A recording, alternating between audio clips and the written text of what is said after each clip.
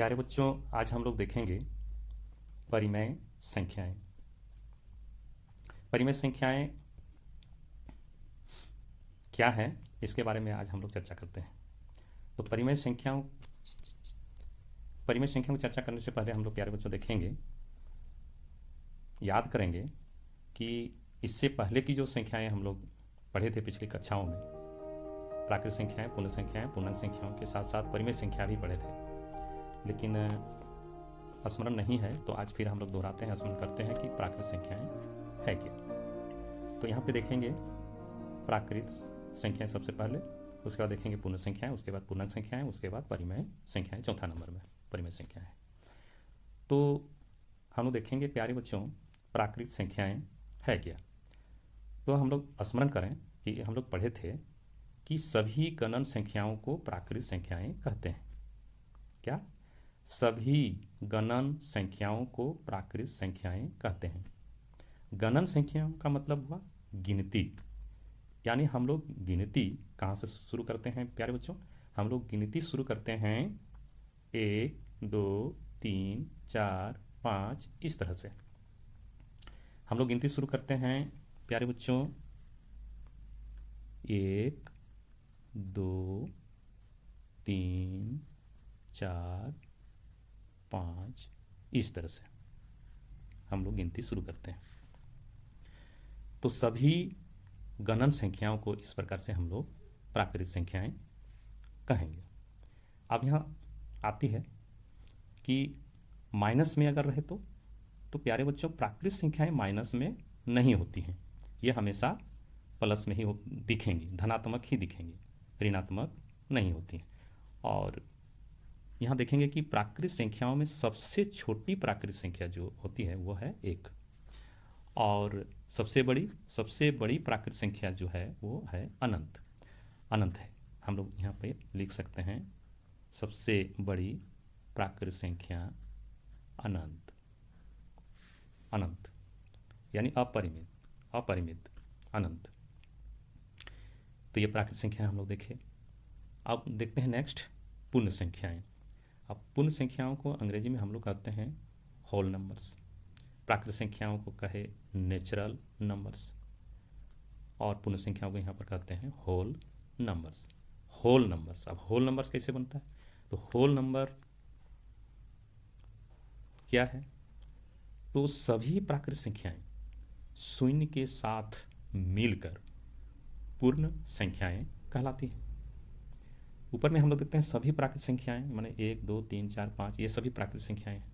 अब इससे पहले अगर हम शून्य को 0 को मिला दें तो वो बन जाती हैं पूर्ण संख्याएं, जैसे 0, 1, 2, 3, 4, 5, इस तरह से ये भी अनंत होती हैं। तो यहाँ पर देखिए कि सबसे छोटी पूर्ण संख्याएं क्या है? तो सबसे छोटी पूर्ण संख्या यहाँ पर शून्य है, और सबसे छोटी प्राकृत संख्या क्या था? 1। सबसे छोटी प्राकृत संख्या 1, यहाँ पर सबसे छोटी पूर्ण संख्या शून्य। अब यहाँ भी हम लोग देख रहे हैं कि पूर्ण संख्याएं सभी के सभी धनात्मक हैं, ऋणात्मक नहीं हैं। तो जहाँ कहीं भी हम देखें इस तरह के धनात्मक में तो ये पूर्ण संख्याएं होंगी, और ऋणात्मक में अगर दिखाया गया हो तो उसको पूर्ण संख्या हम लोग नहीं मानेंगे। अब तीसरा है पूर्णांक संख्याएं, जिसको अंग्रेजी में इंटीजर्स कहते हैं।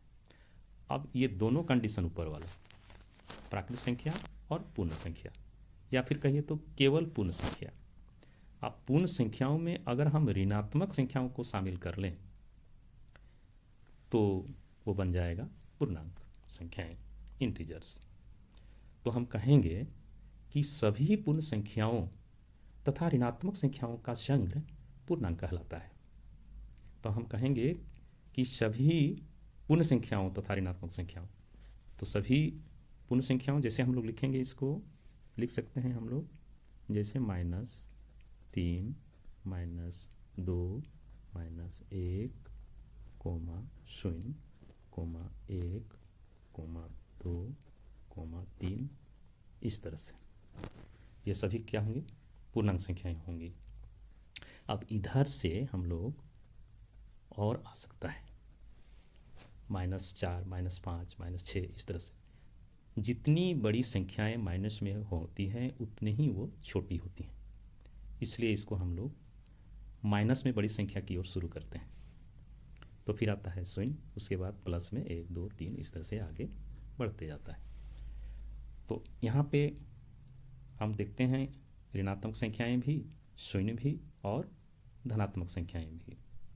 तो धनात्मक पूर्णांक, अब ये सब पूर्णांक में अगर लिखें तो हम लोग लिखेंगे, यहाँ पर दिखाएंगे कि धनात्मक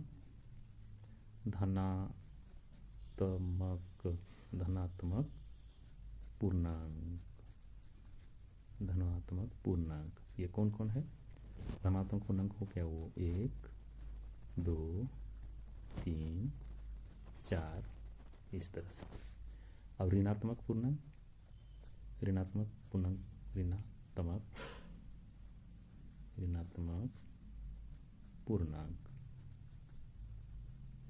पूर्णांक हो गया, इसी में से -1, -2, -3, -4, इस तरह से। और ये शून्य, तो शून्य क्या है, तो यहाँ पर कहेंगे कि शून्य न तो धनात्मक पूर्णांक है और न ऋणात्मक पूर्णांक है। अब बारी आती है प्यारे बच्चों परिमेय संख्या, जिसको हम लोग पाठ में क्लास 8 के विषय गणित के सबसे पहला अध्याय में ही दिया हुआ है परिमेय संख्याएं, रेशनल नंबर्स, इसको जानते हैं।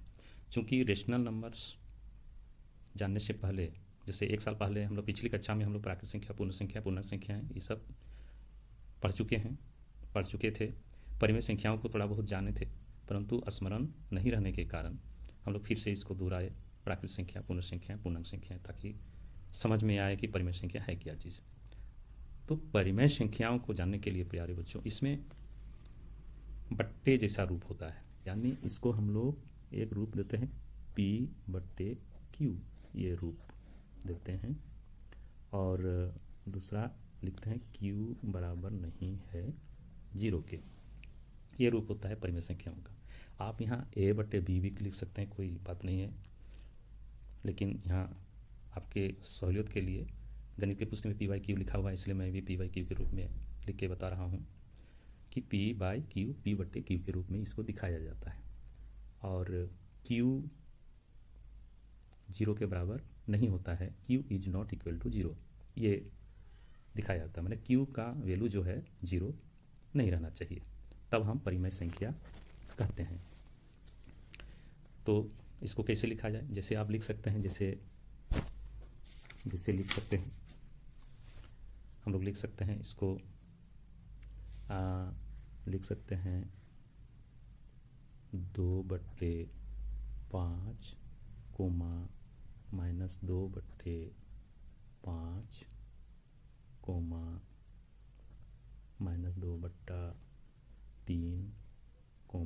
7/-15,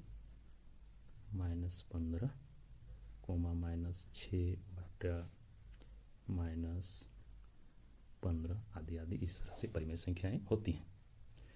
अब यहाँ पे हम लोग और लिख सकते हैं जैसे 0/1, 2/7, 9/1, ये भी परिमेय संख्या हो सकती है। परंतु इसी को उल्टा अगर देते हैं 1/0, तो ये परिमेय संख्या नहीं होंगी। ये परिमेय संख्या हो सकती है, लेकिन ये परिमेय संख्या नहीं होती, क्योंकि यहाँ हम पहले दिखाए हैं कि Q is not equal to 0, Q का वैल्यू 0 नहीं होगा। यहाँ पर दिखाया गया है कि Q 0 में है, इसलिए Q 1/0 जो है ये परिमेय संख्या नहीं होगी। तो इस तरह से आज हम लोगों ने देखा कि प्यारे बच्चों की परिमेय संख्या क्या हैं। आशा है आप लोग को इस वीडियो को देखने के बाद परिमेय संख्याएं क्या हैं समझ में आ गया होगा, आ जाएगा, और नहीं तो आप इसको खोल के बार बार देखिएगा। निश्चित रूप से मैं दावे के साथ कहता हूँ कि आपको परिमेय संख्याएं समझ में आ जाएगा। तो हम लोग लास्ट में देखें कि परिमेय संख्याओं का रूप जो है पी बाई क्यू के रूप में होता है। अब इसको परिभाषिक रूप में, अगर परिभाषा के रूप में इसको हम लोग कहें तो कह सकते हैं कि ऐसी संख्याएं जिन्हें पी बाई क्यू के रूप में व्यक्त किया जा सकता है, जहां पी तथा क्यू पूर्णांक हैं, ये दोनों पूर्णांक हैं, पी और क्यू दोनों पूर्णांक हैं, और क्यू शून्य के बराबर नहीं हो, परिमेय संख्याएं कहलाती हैं। इस तरह से हम लोग परिभाषित कर सकते हैं। नेक्स्ट वीडियो में परिमेय संख्याओं को हम लोग फिर विस्तार से समझेंगे। तब तक के लिए बहुत बहुत धन्यवाद। Thank you.